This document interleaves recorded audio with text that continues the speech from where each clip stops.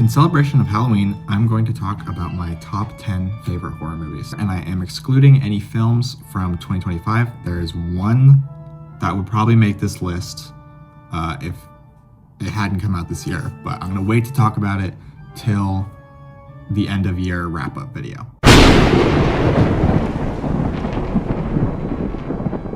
First is Alien.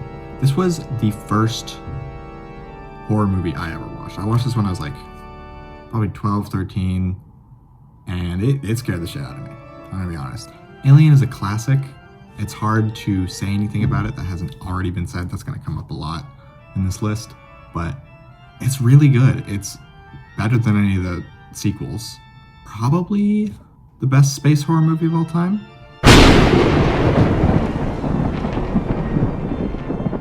Next we have The Wolf House.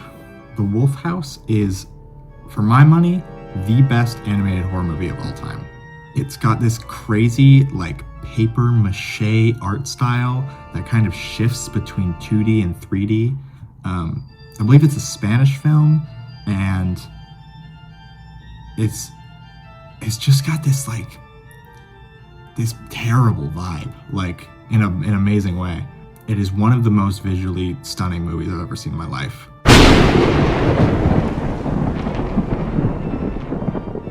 Alright, next up we have The Thing.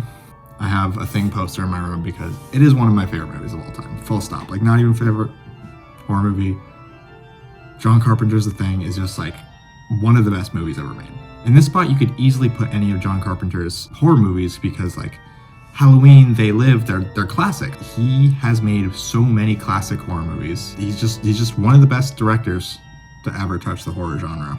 If Halloween is a 70s movie that feels like an 80s movie, The Thing is an 80s movie that feels like a 70s movie. Like, it has the kind of, like, cynicism and, like, bleak tone that you didn't really get a lot in the 80s, and it might be the best 80s horror movie. The Substance. Now, this is a recent one, so I'm not going to talk too much about it in case people haven't seen it, but this movie is crazy. Demi Moore, Margaret Qualley giving amazing performances. It's so gross, but so exciting and thrilling. It doesn't waste a moment. The editing is so propulsive.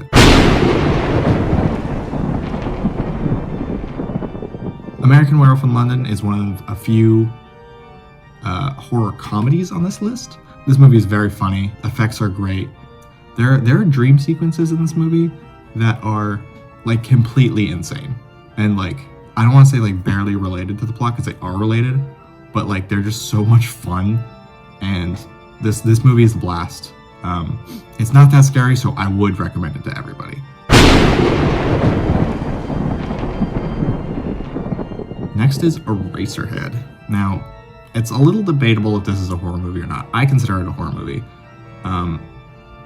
Eraserhead is a movie that it's unpleasant, and it's like, that's the point, but it's like, even though it's only like 80 minutes or something, maybe even less, it's like a hard to get through movie because every moment is just like, oh my god, like, this is so unsettling and so weird.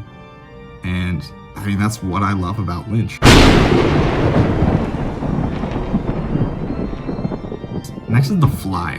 And man, The Fly is nuts. The Fly, like, in its first 20 minutes, I was not necessarily super engaged. I was like, where are we going with this? Like, I thought this was a horror movie, like, and it doesn't seem like it's a horror movie. It's like a science fiction movie. Then there's, like, I don't want to say like midway, probably like quarter of the way through the movie. I haven't seen it in a while. When I say quarter of the way through the movie, it really takes a huge turn and is one of the best special effects showcases I've ever seen. Another movie I almost put on this list was Shin Godzilla, and I think one thing that The Fly and Shin Godzilla share, weirdly enough, is the evolution of the monster, which I find really exciting and, like, something that is not often done. Fly might be Jeff Goldblum's best performance. I would find that hard to argue.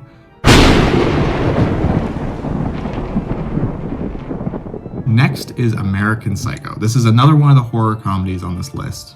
American Psycho is another one of those horror comedies that I just love to bits. This movie is so funny, but Christian Bale's performance is genuinely like electric. Like he has just so much energy in this movie, and he's so funny. I wish he would maybe get like 1 or 2 comedic roles, because I feel like he doesn't get the chance to do comedy very often, but he's very good at it. I mean, he's just a very good actor. This movie is really, really good. Don't let the weirdos who like it deter you from this movie, because it is good.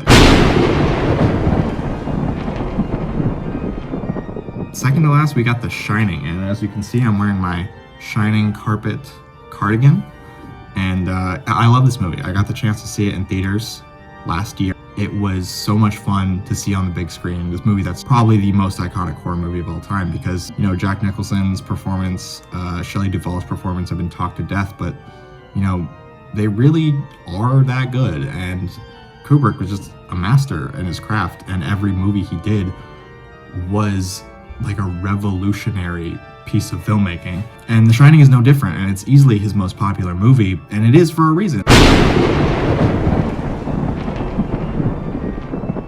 All right, last I want to talk about Get Out.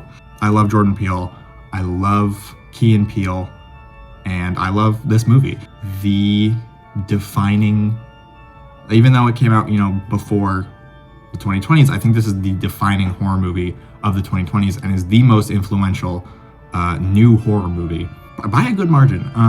I haven't seen it in a while, but I did recently reread the script, which my friend gifted to me recently, and it's just really good. It's just as good as when it came out. I'm really excited to see what Jordan Peele does next. But yeah, Get Out is amazing. Another one everybody should see. That was my top 10 horror films. I hope you enjoyed, and I hope you have a happy Halloween.